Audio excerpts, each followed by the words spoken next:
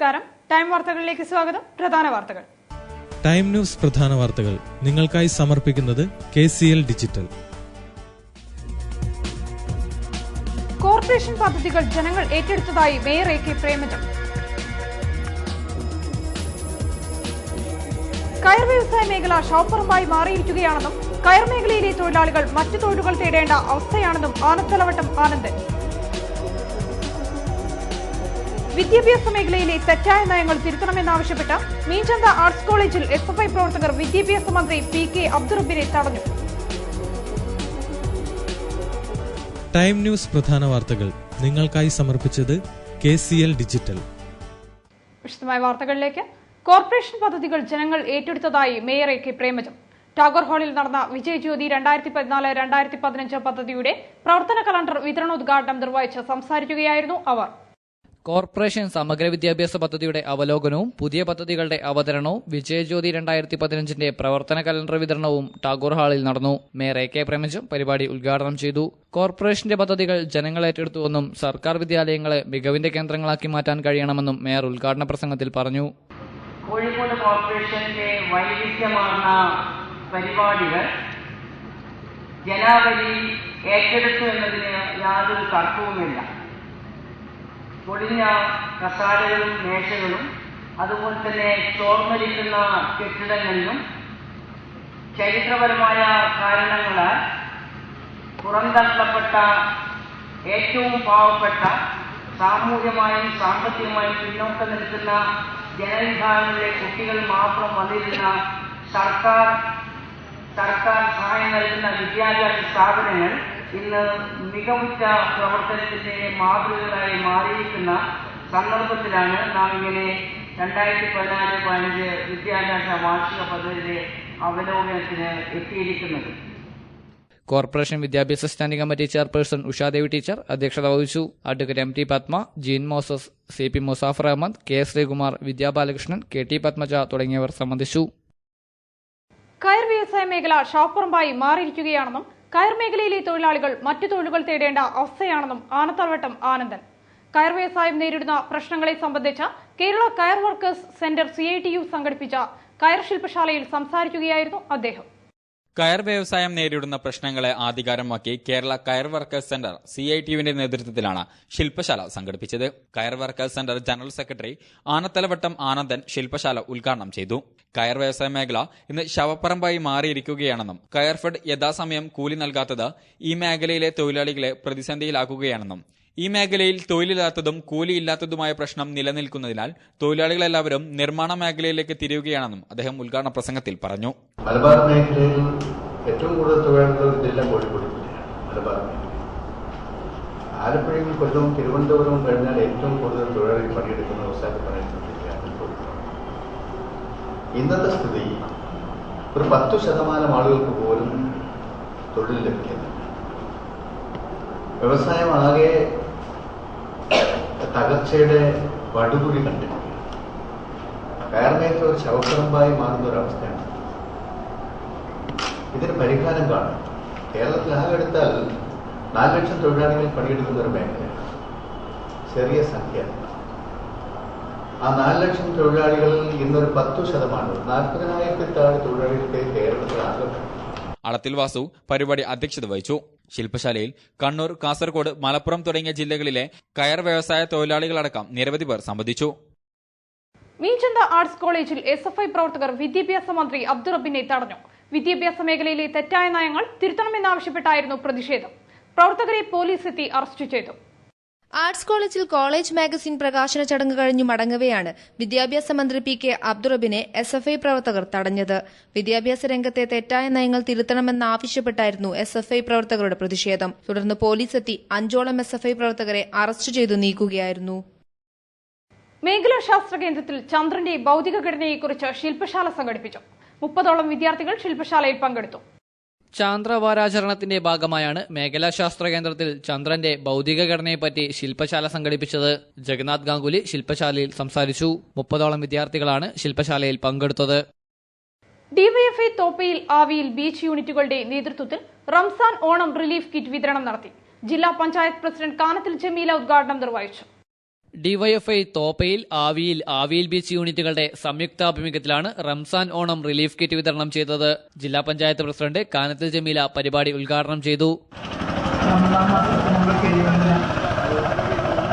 വലിയ കാര്യമാണ് ഇപ്പോൾ യുവജനസംഘടനയായിട്ടുള്ള ഡിവൈഎഫ് 4 വർഷമായിട്ട് നടന്നുകൊണ്ടിരിക്കുന്നത്.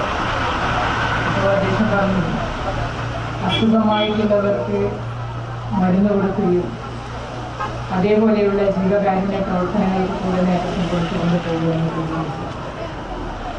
ഒരുപാട് പോരാട്ടങ്ങൾ നടത്തിക്കൊണ്ട് ജനങ്ങളുടെ ക്ഷേമത്തിന് വേണ്ടിയിട്ട് വലിയ രീതിയിലുള്ള പോരാട്ടങ്ങൾ നടത്തുന്നതാണ് ഡിവൈഎഫ്. ആ ജനക്ഷേമത്തിന് വേണ്ടിയിട്ട് തന്നെ ഇതേപോലെയുള്ള ഒട്ടനവധി കാര്യങ്ങൾ കൂട്ടി യോജിപ്പിച്ചുകൊണ്ട് ചെയ്യുക എന്നുള്ളത് നമ്മുടെ കടമയാണ്. കൌൺസിലർ ടി സുജൻ അധ്യക്ഷത വഹിച്ചു. NC Ahmed, NP Nisar, NP Rasheed തുടങ്ങിയവർ സംബന്ധിച്ചു. 1000-ഓളം കുടുംബങ്ങൾക്കാണ് റിലീഫ് കിറ്റ് വിതരണം ചെയ്തത്. സാമൂഹ്യ വിഷയങ്ങളുടെ നീർക്കാഴ്ചയുമായി സൂര്യകൃഷ്ണമൂർത്തിയുടെ ദീർഘചിത്രം മൾട്ടിമീഡിയ നാടകം ടൗൺ ഹാളിൽ പ്രദർശിപ്പിച്ച നാടകം ആസ്വാദകർക്ക് നവ്യാനുഭവമായി. ഇന്ന് സമൂഹത്തിൽ നടക്കുന്ന പല പ്രശ്നങ്ങളുടെയും ഒരു നേർക്കാഴ്ചയായിരുന്നു ദീർഘചതുരം. സ്വന്തം വളർച്ചയ്ക്കായി സ്ത്രീകളെ കരുക്കളാക്കുകയും കാര്യസാധ്യതയ്ക്ക് ശേഷം അവരെ തമസ്കരിക്കുകയും ചെയ്യുന്ന ഒരു ഹിന്ദുസ്ഥാനി സംഗീതജ്ഞന്റെ കഥ പറയുകയായിരുന്നു ദീർഘചതുരം എന്ന മൾട്ടിമീഡിയ നാടകം. നാം ഉപേക്ഷിച്ചു പോകുന്ന വഴികളിൽ യാത്രികർ എന്നും ബാക്കിയുണ്ടെന്ന തിരിച്ചറിവാണ് നാടകം നൽകുന്നത്. ടെലിവിഷന്റെ കടന്നുവരവോടുകൂടി നാടകങ്ങൾ ജനഹൃദയങ്ങളിൽ നിന്നും അന്യം നിന്നുപോയി എന്ന് പറയുന്നവർക്ക് ചുട്ട മറുപടിയായിരുന്നു ടൗൺ ഹാളിലെ നിറഞ്ഞു കവിഞ്ഞ സദസ്സ്.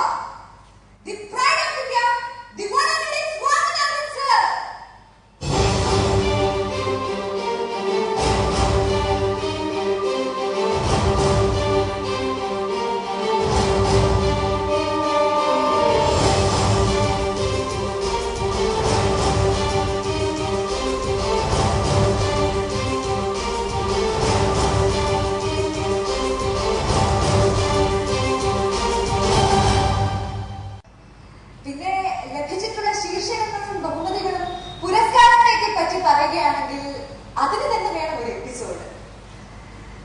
നമ്മുടെ പരമോന്നത ബഹുമതിയായ ഭാരതരത്ന കഴിഞ്ഞ ആഴ്ച പ്രഖ്യാപിച്ചപ്പോൾ ഈ മഹത് വ്യക്തിയുടെ പേരാണ് ഹർഷപുളകിതരായി നാം എല്ലാ പേരും കേട്ടത്. ഈ സംഗീത ചക്രവർത്തിയുടെ നെറുകയിൽ ചാർത്താൻ ഇനി മറ്റൊരു ബഹുമതികൾ തന്നെ ബാക്കിയില്ല. സർ, അടുത്ത ആഴ്ച ഡൽഹിയിൽ വെച്ച് നടത്താൻ പോകുന്ന ചടങ്ങിൽ താങ്കൾ ഭാരതരത്ന സ്വീകരിക്കാൻ പോവുകയാണ്.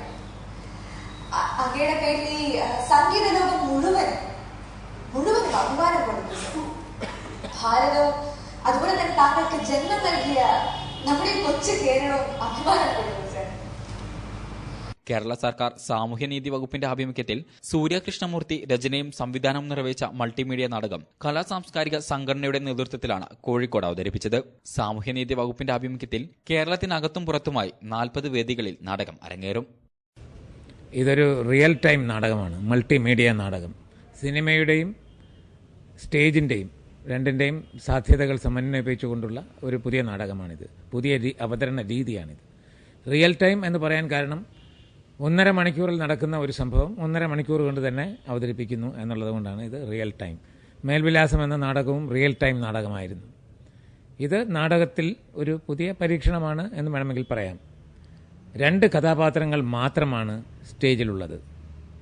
ഈ 2 കഥാപാത്രങ്ങളെ വച്ച് ഒരു 1.5 മണിക്കൂർ നാടകം അവതരിപ്പിക്കണമെങ്കിൽ അതെങ്ങനെ സാധ്യമാണോ എന്ന ഒരു ചോദ്യം, അതിന് ഉത്തരം കണ്ടെത്തുകയാണ് ഈ നാടകം. സ്ത്രീകളെ ഉപയോഗിച്ച് ജീവിതത്തിൽ ഉയരങ്ങളിലേക്ക് പോകുന്ന പലരുമുണ്ട്. ഉയരങ്ങളിലേക്ക് പോകുമ്പോൾ അവർ ഉപയോഗിച്ച സ്ത്രീകളെ അവർ മനഃപൂർവ്വം മറക്കുകയും ചെയ്യുന്നു. അതാണ് ഇതിൻ്റെ ഒരു ഇതിവൃത്തം. അതായത് നമ്മൾ ഉപേക്ഷിച്ചു പോകുന്ന വഴികളിൽ ഇനിയും യാത്രികർ ബാക്കിയുണ്ട് എന്നൊരു തിരിച്ചറിവ്. നമുക്ക് പരിചിതമായ പല മുഖങ്ങളും ഈ നാടകത്തിൽ കാണാം.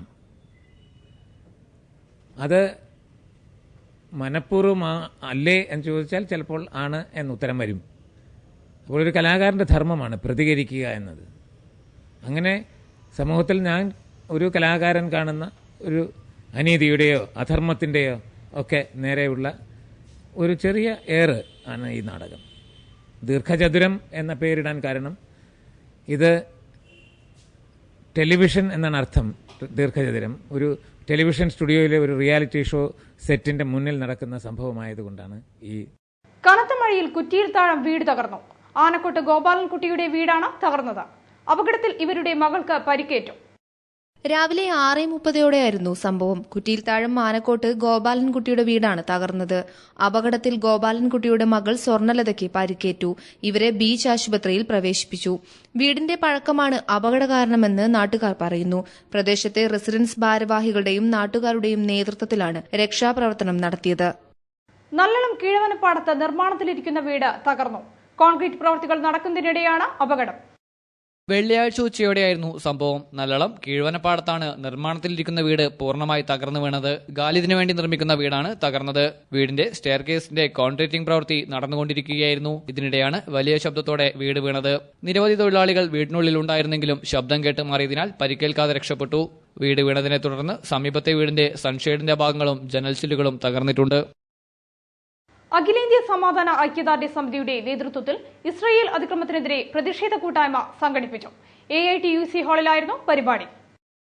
ഇസ്രായേൽ നരയാട്ടിനെതിരെ അഖിലേന്ത്യാ സമാധാന ഐക്യദാർഢ്യ സമിതിയുടെ നേതൃത്വത്തിലാണ് പ്രതിഷേധ കൂട്ടായ്മ സംഘടിപ്പിച്ചത്. 2 ആഴ്ചയിലധികമായി ഗാസയിൽ പാലസ്തീനികൾക്കു നേരെ ഇസ്രായേൽ തുടരുന്ന അതിക്രൂരമായ വ്യോമാക്രമണത്തിനെതിരെ മനസാക്ഷി മരവിക്കാത്ത മനുഷ്യർ പ്രതിഷേധിക്കാൻ കൊടുങ്കാറ്റ് സൃഷ്ടിക്കുമെന്നും സ്വന്തം മണ്ണിൽ അഭയാർത്ഥികളായി കഴിയാൻ വിധിക്കപ്പെട്ട പലസ്തീനികൾക്ക് ഇന്ത്യ നൽകിപ്പോന്ന നിരുപരാധിക പിന്തുണയുടെയും അകമഴിഞ്ഞ ഐക്യദാർഢ്യത്തിന്റെയും ഉന്നതമായ നിലപാടിൽ നിന്നുള്ള വ്യതിചലനത്തെ അന്തസ്സുള്ള ഒരു ജനതയ്ക്ക് അംഗീകരിക്കാനാകില്ലെന്നും അമേരിക്കയുടെ പിന്തുണയോടെ ഇസ്രായേൽ നടത്തുന്ന മനുഷ്യവേട്ടയെ ലോകം നിസ്സംഗതയോടാണ് നോക്കിക്കാണുന്നതെന്നും അതിനാൽ നിരപരാധികളെ കൊന്നൊടുക്കുന്ന ഈ ക്രൂരത അവസാനിപ്പിക്കണമെന്ന് മനുഷ്യസ്നേഹികൾ ആഗ്രഹിക്കുന്നുണ്ടെന്നും യോഗം വിലയിരുത്തി. AV ശശാങ്കൻ, K ചന്ദ്രഹാസ ഷെഡ്ഡി, AK രമേശ്, അഹമ്മദ് കുട്ടിക്കുന്നത്ത്, അഡ്വക്കേറ്റ് രാധാകൃഷ്ണൻ തുടങ്ങി നിരവധി പേർ സംബന്ധിച്ചു. നമ്മളെ സംബന്ധിച്ചിടത്തോളം ഇതുപോലെ ഒരു പ്രശ്നത്തിൽ ഇന്ത്യയിൽ ജീവിക്കുന്നവർ വളരെ പൈതൃകമായി വളരെ പാരമ്പര്യമായി നമ്മുടെ രാജ്യം ഉയർത്തിപ്പിടിച്ചു. അതിന്റെ ജവഹർലാൽ എന്തെല്ലാം അഭിപ്രായ വ്യത്യാസങ്ങളുണ്ടായി ശ്രീമതി ഇന്ദിരാഗാന്ധിയുമൊക്കെ ഉയർത്തിപ്പിടിച്ച സമാധാനപരമായിട്ടുള്ള ഒരു വീക്ഷണവും ലോക ജനതയോടുള്ള പോരടിക്കുന്നവരോടുള്ള ഐക്യദാർഢ്യവുമൊക്കെ. EK നായനാർ ചാരിറ്റബിൾ സൊസൈറ്റിയുടെ വിപുലീകരണം പദ്ധതി ഉദ്ഘാടനം നടന്നു. CPIM സംസ്ഥാന സെക്രട്ടറി പിണറായി വിജയൻ പദ്ധതി ഉദ്ഘാടനം നിർവഹിച്ചു. EK നായനാർ ചാരിറ്റബിൾ സൊസൈറ്റിയുടെ വിപുലീകരണ പദ്ധതിയുടെ ഔപചാരിക ഉദ്ഘാടനമാണ് CPM സംസ്ഥാന സെക്രട്ടറി പിണറായി വിജയൻ നിർവഹിച്ചത്. നമ്മുടെ സമൂഹത്തിൽ അശരണരായിട്ടുള്ള ഒട്ടേറെ ആളുകൾ നാം വിവിധ വഴികളിൽ കൂടെ പാവപ്പെട്ടവരെയും അശരണരെയും നിരാലംബരെയും സഹായിക്കാൻ ശ്രമിക്കുമ്പോൾ കണ്ണിൽപ്പെടാതെ ചില ഹതഭാഗ്യർ വല്ലാത്ത പ്രയാസം അനുഭവിക്കുന്നുണ്ട്. അപ്പം അവരിലാകെ നമുക്ക് എത്തിപ്പെടാൻ കഴിയുക എന്നതാണ് ഏറ്റവും വലിയ ദൗത്യമായി നാം ഏറ്റെടുക്കേണ്ടത്. സൊസൈറ്റിക്കായി നൽകിയ ആംബുലൻസും മൊബൈൽ ഫീസറും അദ്ദേഹം ഏറ്റുവാങ്ങി.